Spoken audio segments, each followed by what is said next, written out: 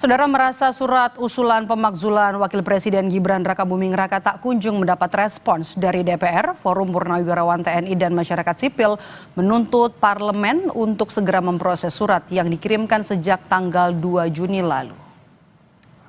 Kami bangsa Indonesia. Berkeadilan sosial. Bagi seluruh rakyat Indonesia.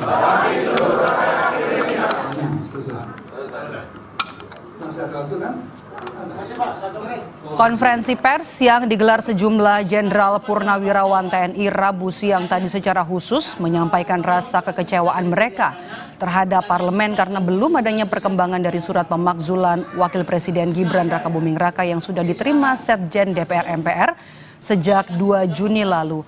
Purnawirawan mengaku siap pengabaian parlemen atas surat mereka itu akan disikapi serius dengan mendatangi langsung gedung parlemen.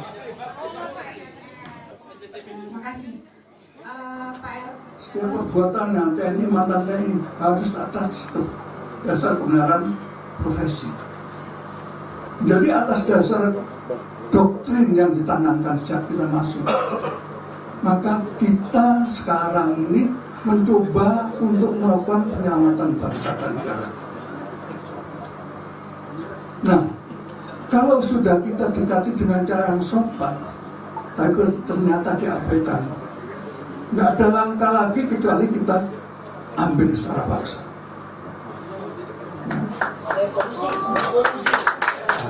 Harus, ya, kita duduk di MPR, Senayan sana. Oleh karena itu saya minta siapkan kekuatan, ya, siapkan kekuatan, karena kita semata-mata ingin menyelamatkan bangsa negara. Sini Bu, bawa pres. Kami bangsa Indonesia. Berkeadilan sosial. Bagi seluruh rakyat Indonesia.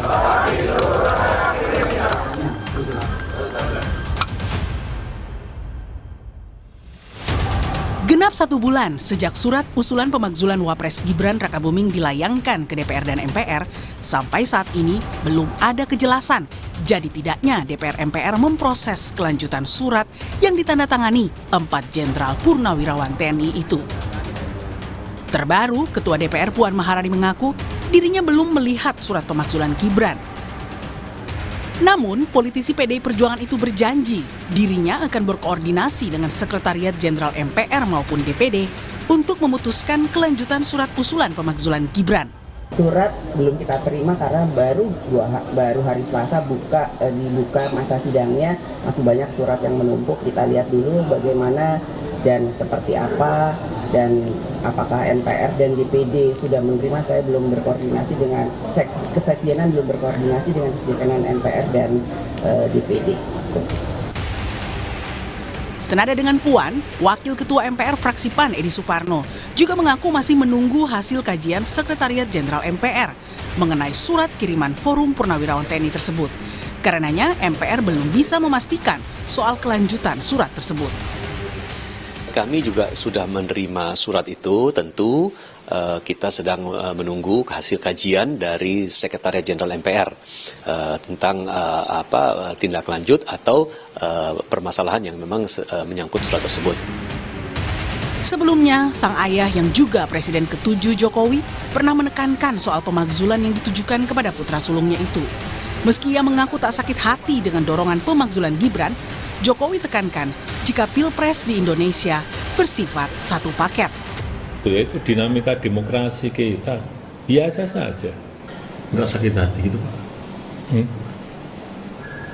Biasa saja. Iya, pemilihan presiden kemarin kan satu paket. Bukan sendiri-sendiri, kayak di Filipina itu sendiri-sendiri. Selain 2 lembaga legislatif yang memilih irit berkomentar, Presiden Prabowo juga sampai saat ini tidak pernah menanggapi secara langsung gejolak usulan pemakzulan yang diusulkan para sesepuhnya di TNI itu. Tim Liputan Kompas TV.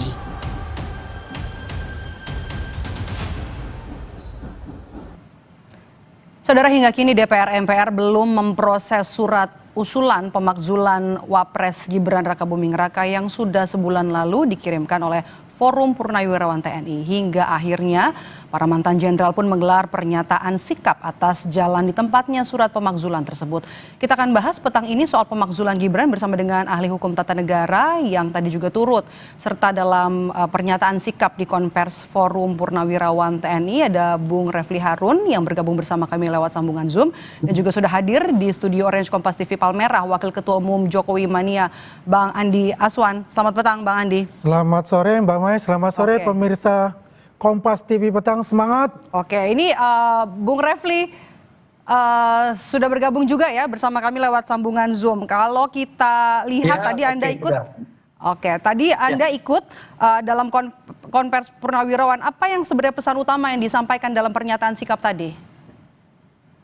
Ya, kan yang bicara banyak ya. Ada dari Purnawirawan, ada dari tokoh masyarakat. Saya kebetulan diundang, makanya saya datang. Intinya mereka mempertanyakan kok surat mereka tidak atau belum ditanggapi seperti itu. Itu administratif, tapi secara substantif mengemukakan hal-hal yang terkait dengan soal eligibilitas. Kenapa seorang Gibran Rakabuming Raka harus dimaksudkan. Jadi ini bukan hanya soal prosedur tapi juga substansinya, begitu. Bukan hanya prosedur tapi juga substansi. Tapi kalau kita mendengar jawaban dari dua pimpinan lembaga baik Puan Maharani ataupun juga Edi Suparno dari MPR, kemudian mereka belum membaca surat tersebut. Kemudian Puan juga tadi sempat bilang surat masih menumpuk. Kalau Edi Suparno juga tadi sempat bilang masih akan menunggu sikap dari Kesekjenan. Anda membacanya seperti apa? Apakah ini hanya untuk menghindari atau sebenarnya yang tidak kita lihat ada perbincangan antara dua lembaga ini? Iya, sebenarnya kan kalau kita bicara mengenai pemakzulan Gibran, kita lepas dari soal prosedur dan substansi yang saya katakan tadi ya, walaupun belum saya elaborasikan. Kan ini sangat bergantung kepada konstelasi politik, kemauan politik para elit sesungguhnya. Jadi kalau misalnya surat disampaikan kepada DPR, itu kan lebih pada karena prosedur ketatanegaranya seperti itu. Kalau surat disampaikan kepada MPR karena ujungnya nanti di MPR, ujungnya ya, bukan di depan. Tetapi jangan lupa bahwa yang namanya pemberhentian atau pergantian seorang presiden dan wakil presiden itu bisa dengan dua pintu paling tidak. Satu, pintu pemakzulan atau pemberhentian. Kedua, pintu pengunduran diri. Dan pengunduran diri itu bisa karena eskalasi juga seperti yang terjadi pada Presiden Soeharto Mei 1998 kan. Sehingga intinya adalah kalau saya baca dari Purnawirawan itu, ya mereka menganggap bahwa Gibran tidak layak memimpin Indonesia, satu. Dan selain itu juga ada pelanggaran-pelanggaran yang bisa dianggap memenuhi artikel of impeachment sebagaimana diatur dalam pasal 7A Undang-Undang Dasar 1945. Antara lain perbuatan tercela antara lain. Misalnya Fufu Fafa itu dianggap Roy Suryo tadi hadir juga.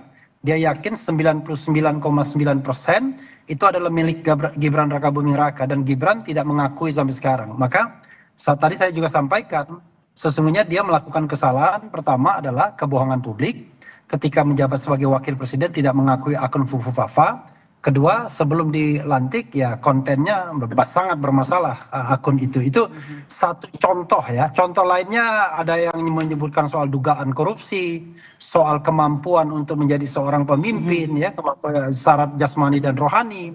Ada juga yang mengatakan soal putusan MK tapi tidak terkait lagi dengan proses pemilu tetapi terkait ada dugaan itu yang termasuk dalam poin-poinnya ya Bung Refli.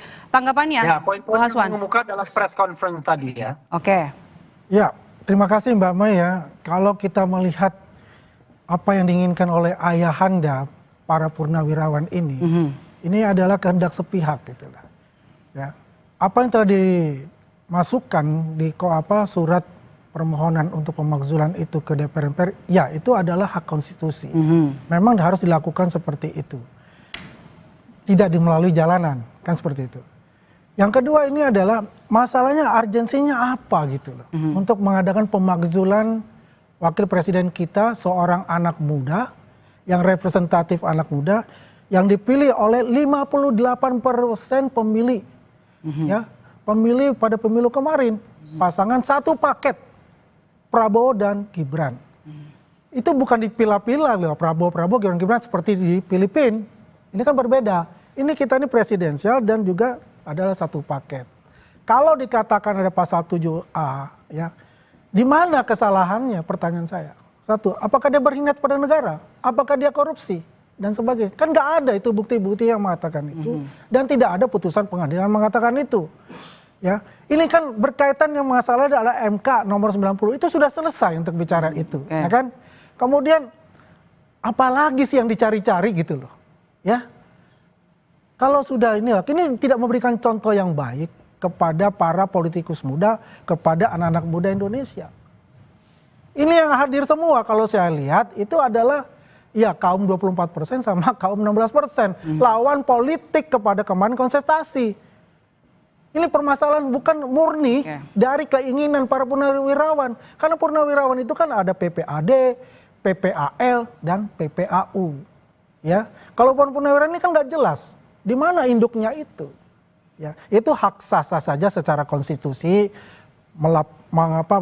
mengusulkan pemakzulan itu nanti kan memang diproses oleh DPR dan MPR. Ya, dan kalau kita lihat dari struktur ya, katakanlah di situ ada Kim Plus dan ada PDIP. Kim Plus itu 470 kursi.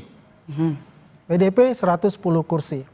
470 artinya 3/4 pada saat rapat paripurna itu harus hadir. Dan 22/3 pemilih itu mengatakan iya. Kalau tidak di antara 23 itu selesai ini barang gitu loh. Oke. Begitu Mama. Oke, Bung Refli, salahnya apa? Urgensinya apa? Tanggapannya? Tadi saya menyampaikan sesuatu yang belum pendapat saya ya, karena diminta apa yang disampaikan dalam press conference. Ini bagian pendapat saya. Jadi begini, salah besar kalau mengaitkan impeachment sama urgensi dan paket. Oke. Karena dalam sistem ketatanegaraan Indonesia, saya udah lebih tahu lah pasti ya, nggak mungkin nggak tahu. Itu yang namanya presiden dan wakil presiden itu bahasa yang dipakai itu dan atau. Jadi kalau kita bicara impeachment itu bisa terhadap presiden saja, terhadap wakil presiden saja atau dua-duanya. Jadi nothing to do dengan soal pemilihan paket seperti Filipina dan lain sebagainya itu salah ya. Jadi kalau kita kutip Jokowi dan diulangi oleh yang Andi itu salah. Itu saya katakan salah. Dan yang kedua, yang namanya impeachment itu tidak ada urgensinya. Bukan urgensi perlu tidaknya impeachment, tetapi apakah seorang presiden dan wakil presiden itu memenuhi article of impeachment. Nah, article of impeachment itu bukan atas putusan pengadilan negeri, bukan atas putusan Mahkamah Agung, tetapi berlaku yang namanya forum privilegiatum dan impeachment, dua hal sekaligus.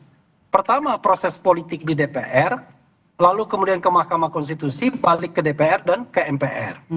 Jadi DPR itu memang murni politik. Jadi nanti tergantung konstelasi politik yang ada. Kalau kita pakai hitung-hitungan, memang gak akan maju. Tapi kan bukan hitung-hitungan yang akan menentukan. Yang menentukan itu dua hal. Eskalasi dari bawah dan eskalasi dari atas, dari elit. Elit itu ya Pak Prabowo misalnya, Megawati, Surya Paloh, Bahlil dan lain sebagainya. Sejauh mana mereka melihat ada political interest atau insentif politik untuk memakzulkan Gibran atau tidak. Itu dari atas. Dari bawah, sejauh mana masyarakat menghendaki pemakzulan tersebut. Saya katakan misalnya, kita bicara people power. Kalau people power itu terjadi, ya saya kira perubahan akan cepat. Cuman saya kan tidak mengatakan apakah people power bakal terjadi atau tidak. Tapi intinya adalah bisa dari atas dan bisa dari bawah. Jadi sekali lagi, yang ketiga, ini nggak ada kaitannya dengan persentase pemilu. Ini adalah sebuah aspirasi masyarakat. Aspirasi itu mau dia cuma satu orang doang, asal dia kemudian didukung oleh elit, dan kemudian didukung oleh kekuatan bawah, ya jadi. Apalagi ini yang menyuarakan adalah ratusan jenderal Laksamana dan Marsikal. Saya kira nggak main-main juga mereka. Jadi karena itu menurut saya, kita melihat impeachment ini slow way, ya, santai saja. Kalau seandainya memang kuat alasannya, didukung oleh rakyat dan elit, jadi itu barang. Tapi kalau tidak kuat dan tidak didukung elit, maka tidak akan pernah terjadi. Cuma kalau saya mau jujur ya, Gibran itu memang anak muda, tetapi kan orang meragukan kemampuan dia, itu yang menjadi masalah.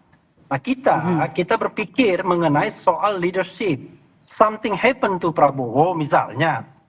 Kemudian itu yang muncul di dalam press conference tadi. Apakah sanggup perahu sebesar ini dipimpin oleh anak muda? Oke, kita sudah dapat poinnya Bung Refli. Bung Refli, saya mau ke Bang Aswan. Bang Aswan, kalau kita lihat peta politik di parlemen, sebenarnya apakah ada Anda melihat pemakzulan Gibran ini berpotensi bakal dilanjutkan? Ya, menurut saya tidak akan dilanjutkan itu. Itulah bunga-bunga dari demokrasi ya. Memang benar kata Mas Refli tadi ya. Di dalam undang-undang tata tertib di DPR RI memang setiap surat yang masuk harus dibahas. Tapi urgensinya bagaimana kan tergantung dari sekwannya ya, sekretaris dewan di DPR RI itu ya. Dan juga tergantung juga nanti dari ketua DPR dan ketua MPR itu. Karena itu surat-surat itu nanti kan masuk ke fraksi masing-masing gitu. Kan yang menentukan tuh fraksi-fraksi. Memang benar ada elit-elit yang akan menentukan itu, kan begitu. Kembali saya nggak setuju itu adalah begini. Kalau terjadi bahwa Gibran tidak mempunyai kapasitas misal begitu. Kalau dia tidak mempunyai kapabilitas dan kapasitas, dia tidak akan menang dalam Pilpres kemarin. Ya, biar bagaimanapun suara ya anak-anak muda pendukung Gibran ya, suara Pak Jokowi sendiri, suara dari rakyat yang mendukung Pak Prabowo ini tidak bisa dinafikan, dinegasikan begitu saja gitu loh. Biar bagaimanapun Mas Gibran ini kan belajar juga dari mentor-mentor terbaik ya, dari Pak Prabowo, dari Pak Jokowi gitu. Jangan dinafikan masalah itu. Kalau dibilang, wah dia tidak mampu untuk melakukan, ini baru berapa bulan sih? 6 bulan apa 7 bulan? Jadi menurut Anda berpotensi tidak dilanjutkan? Tidak dilanjutkan untuk berpotensi itu ya. Memang semuanya itu tergantung dari elit. Tapi kalau lihat konstelasi politik yang ada sekarang, insya Allah tidak akan. Oke, Bung Refli, Anda melihatnya pertanyaan sama. Apakah dengan peta politik di parlemen saat ini, Anda melihat pemakzulan Gibran ini berpotensi dilanjutkan atau tidak? Makanya kan saya tadi bilang, bukan parlemen yang akan menentukan, tapi elit sama arus bawah. Kalau parlemen itu cuman instrumennya saja, cuman pintu masuknya saja. Bukan mereka yang menentukan. Bukan orang-orang di parlemen yang jumlahnya 500-an itu yang menentukan, tetapi para elit yang saya sebutkan tadi, Prabowo, Megawati, Surya Paloh dan lain sebagainya, kira-kira 8 orang saja, SBY termasuk. Nah, di bawahnya from the below-nya adalah kekuatan masyarakat, kan begitu. Itu satu. Yang kedua, yang namanya kepemimpinan ini nggak ada kaitannya dengan berapa persen Anda dipilih. Soeharto dipilih, ya kan? Semua partai politik tidak ada yang tidak memilih, tetap saja bisa dimakzulkan, tetapi kemudian akhirnya mengundurkan diri sebelum ada proses pemberhentiannya. Gus Dur dipilih, ya tetap juga diberhentikan. Jadi pemberhentian itu nggak ada kaitannya dengan berapa persen Anda dipilih. Pemberhentian itu terkait dengan apakah syarat-syarat untuk memberhentikan seorang presiden dan atau wakil presiden itu terpenuhi atau tidak. Dan kemudian apakah politiknya kemudian berjalan atau tidak. Kalau syarat hukumnya terpenuhi dan politiknya berjalan, ya jadi. Tapi kalau tidak, mau bolak-balik juga nggak akan jadi. Karena itu saya tidak skeptis. Saya buka pintu keduanya. Jadi itu bukan tergantung jumlah anggota DPR, tapi bergantung pada elit dan bergantung pada bagaimana arus bawah. Tetapi terus terang saja, Gibran akan tetap menjadi liability kita sampai kapanpun. Dengan kehadiran, dengan kemampuan, dengan kita kan bangsa ini kan nggak bisa dipakai pemimpin yang magang begitu. Tetapi sorry to say ya, karena saya melihat dia tidak pantas dan itu kan kaitannya kita bicara tentang governance pemilu, tapi sudahlah kita nggak mau bicara lagi pemilunya brengsek, pemilunya kemudian banyak curang dan lain sebagainya. Tapi kita bicara masa depan, apakah impeachment terhadap Gibran ini akan didukung oleh rakyat atau tidak? Itu aja kuncinya. Bung Aswan, tadi oke silakan, bahkan saya mau menyerah. Jadi apa? Syaratnya sudah terpenuhi. Jadi kalau yang dicontohkan oleh Bung Refli itu adalah Soeharto dan siapa? Gus Dur. Itu adalah parlemen, bukan pemilihan langsung oleh rakyat. Parlemen. Ya berbeda loh. ya apa yang dikatakan Bung Refli dengan contoh yang diberikan pada saat sekarang. Ini dipilih langsung oleh rakyat loh. Kalau dikatakan dari elit, ya saya setuju. Kalau dikatakan dari masyarakat bahwa ini ada penggerak nih, mau makar istilahnya, ya kan? Ya wajar lah kalau saya melihat Bung Refli dan teman-teman yang tadi hadir itu adalah yang oposan semua, ya kan? Di situ juga dikatakan ada namanya Bung Roy Suryo yang bermasalah ini sekarang, yang mestinya dia harus ke PMJ, kenapa ke sana gitu loh? Kan pertanyaan begitu. Dia udah mengatakan 11.000 triliun, saya akan siap hadir di PMJ. Loh, hari ini nggak ada malah ke sana, ke sebelah, ya kan? Ini kan pertanyaan yang buat saya ini nggak masuk akal buat saya. Oke, respons Anda, Bung Refli? Saya?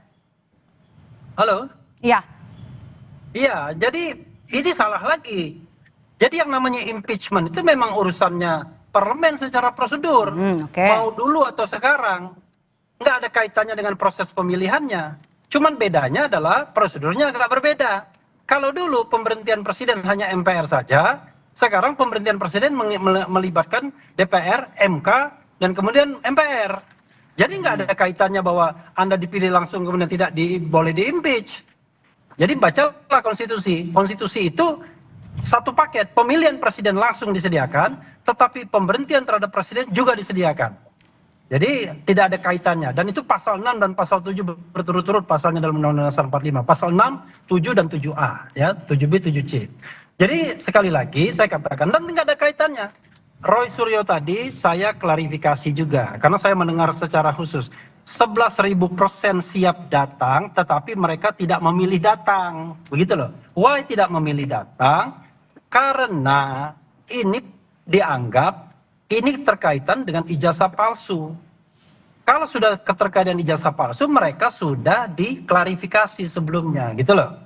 Dan juga lucu, masa Polda Metro itu mencari-cari kesalahan dengan meminta klarifikasi orang yang mau dibidik. Itu kan namanya kurang kerjaan kalau mereka datang, kan? Gitu. Kalau mereka mau ditersangkakan, mereka ada daya paksa. 2 kali tidak hadir, 3 kali baru bisa dipaksa. Gitu loh. Baik, terima kasih. Suratnya juga sudah masuk dari Purnawirawan TNI ke DPR dan juga MPR. Kita lihat kelanjutannya seperti apa, pembahasannya apa di 2 lembaga ini. Terima kasih sudah bergabung bersama kami, Bung Refli Harun, Bung Andi Azam sudah bergabung bersama kami di Kompas Petang. Terima kasih, sehat selalu. Usai jeda saudara, kami kembali dengan informasi penyidik Kejaksaan Agung menggeledah kantor dan rumah Direktur Utama Sritex Iwan Kurniawan Lukminto di Jawa Tengah selama 2 hari.